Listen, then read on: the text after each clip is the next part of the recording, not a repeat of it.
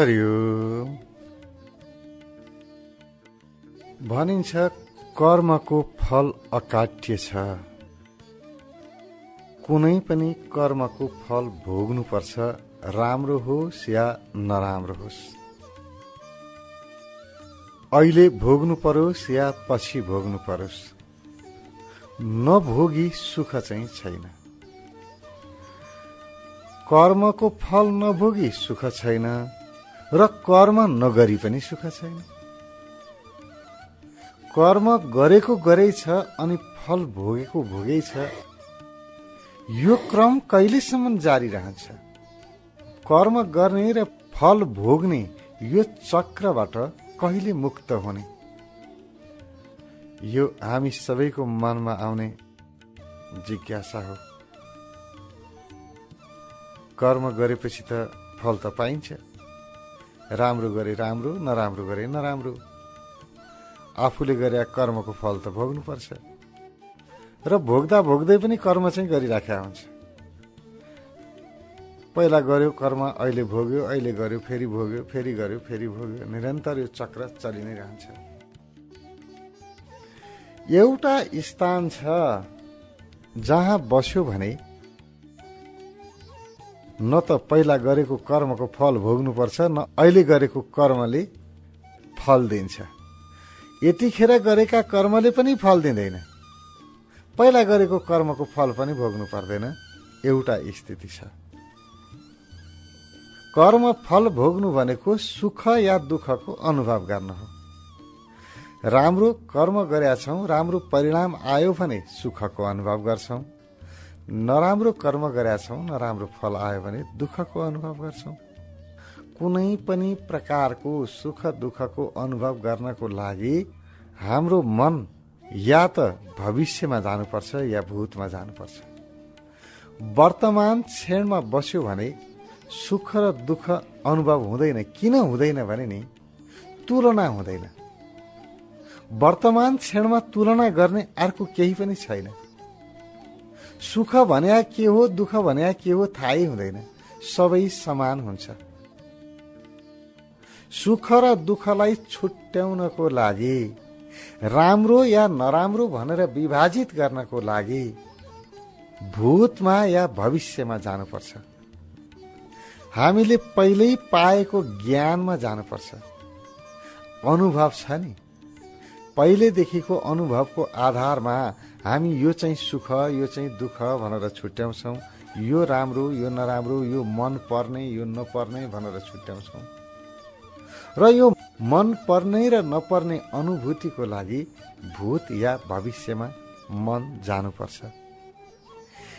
यतिखेर यो क्षणमा मन रह्यो भने न राम्रो न नराम्रो केही पनि रहँदैन।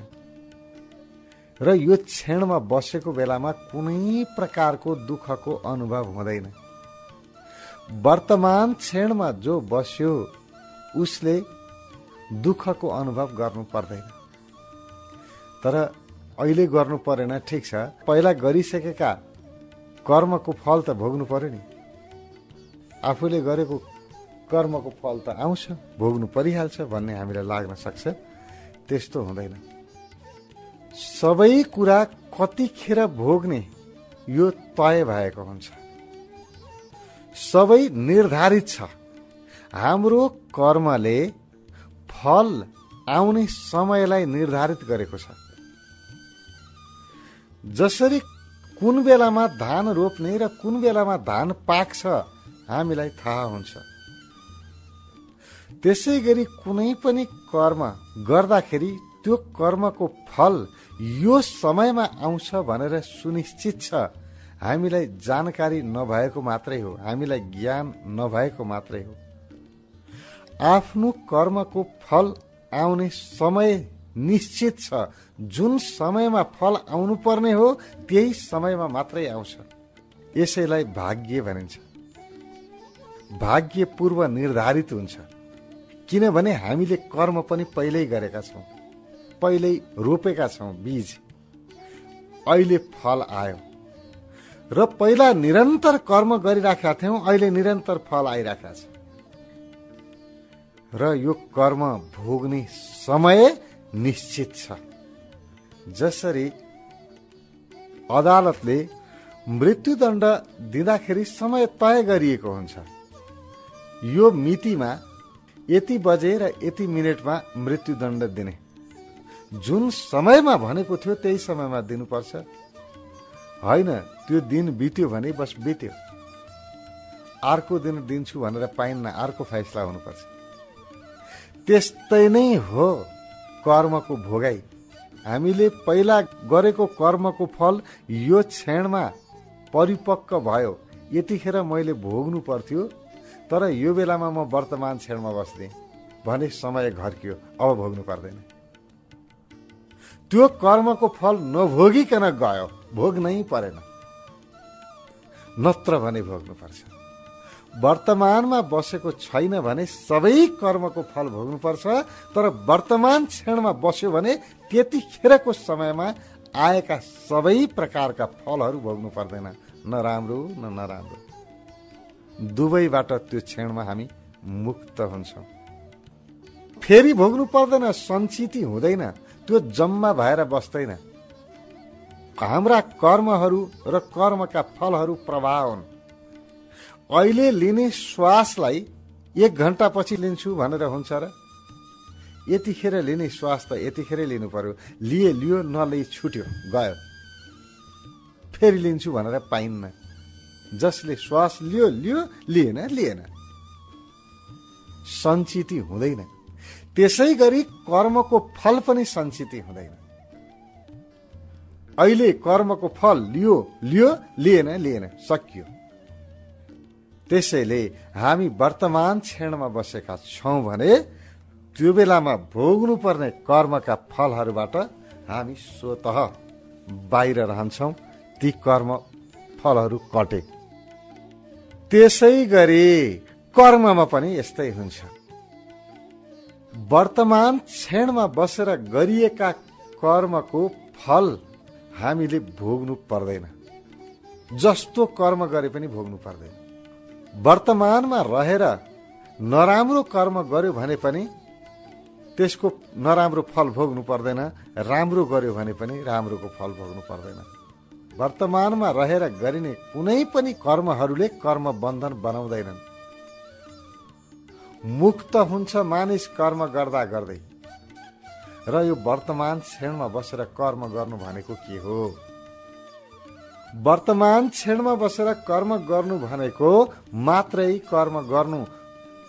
यो कर्म गरेर के परिणाम आउँछ भनेर विचार नगर्नु। कर्म गर्नु भन्दा अगाडि विचार पुर्याउनु पर्छ। के कर्म गर्ने, कसरी गर्ने, यसबाट निश्चित प्रतिफल आउँछ कि आउँदैन, यो कर्म भन्दा अर्को कर्म गर्दा बढी राम्रो हुने हो कि, कर्मको छनौट गर्ने सबै कुरा गर्न छुट छ। तर काम गर्न सुरु गरिसकेपछि मात्रै काम गर्नु छ, फल जेसुकै होस् त्यतापट्टि मेरो ध्यान जाँदै गएन। किनभने फलमा ध्यान जाने बित्तिकै हामी भविष्यमा गयौं। हाम्रो चित्त भविष्यमा गयो, वर्तमानको काम बिग्रियो। यसले कर्म बन्धन बनाउँछ। जब हामी कर्मको फलतिर आसक्त रहन्छौं, त्यतातिर हाम्रो चित्त जान्छ। यसले 2 प्रकारले नोक्सान गर्छ। एउटा त यो क्षणको कर्मलाई बिगार्दियो, दोस्रो मेरो चित्त भविष्यमा गइसकेपछि मेरो चित्तले फलको मात्रै आकांक्षा गर्यो। जे आकांक्षा गर्यो त्यही पाइन्छ। फलको आकांक्षा गरेपछि, फलको इच्छा गरेपछि त फल भोग्नु पर्यो।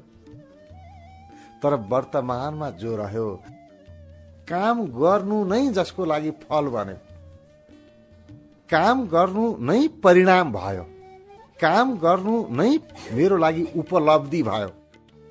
अहिले कर्म गर्यो, गर्दा गर्दै फल भोग्यो, सकियो। अब फेरि फल भोग्नु पर्दैन।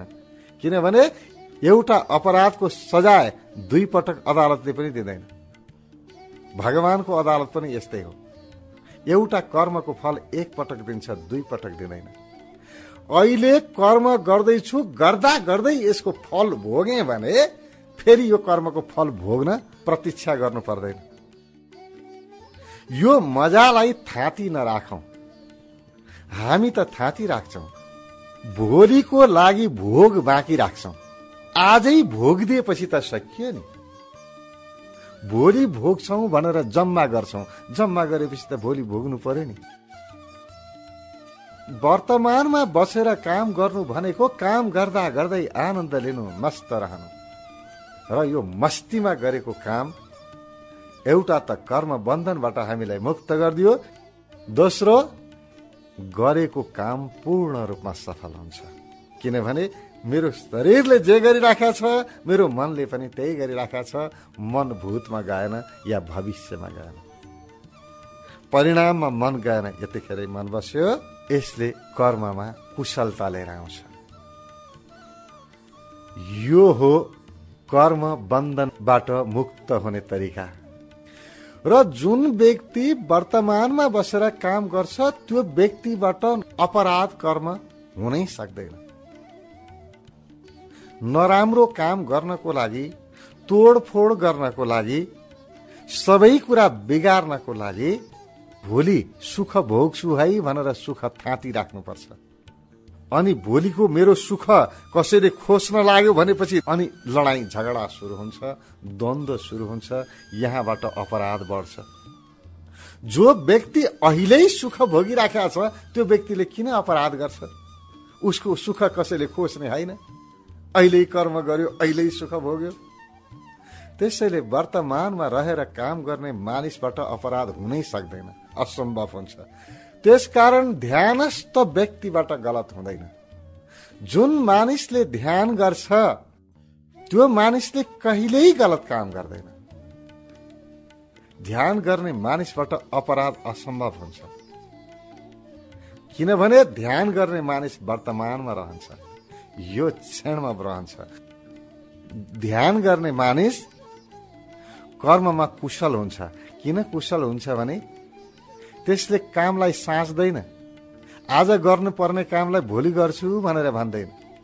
फलको आश गरेर बस्ने मानिसले भोलिलाई राख्छ। फल भोग्ने कुरा पनि भोलि भोगौँला, काम गर्नुपर्ने कुरा पनि भोलि गरौँला। तर ध्यानस्थ व्यक्ति आज गर्नुपर्ने काम आजै गर्छ, भोलिलाई साच्दैन। र भोग्नुपर्ने कुरा पनि आजै भोग्छ, भोलिलाई साच्दैन। कुनै पनि प्रकारको लेना देना बाँकी छैन। जहिले पनि हिसाब राफ साफ। जसको हिसाब राफ साफ छ त्यो मानिस कसरी तनावमा जान्छ, कसरी दुःखमा जान्छ? तनावमा जानको लागि हिसाब किताब बाँकी रहनुपर्छ। केही लिनु छ, केही दिनु छ। हामी सबैलाई पनि वर्तमानमा बस्ने अवसर प्राप्त होस्, ध्यान गर्ने अवसर प्राप्त होस्। यो मङ्गल भावको साथमा हरिओम।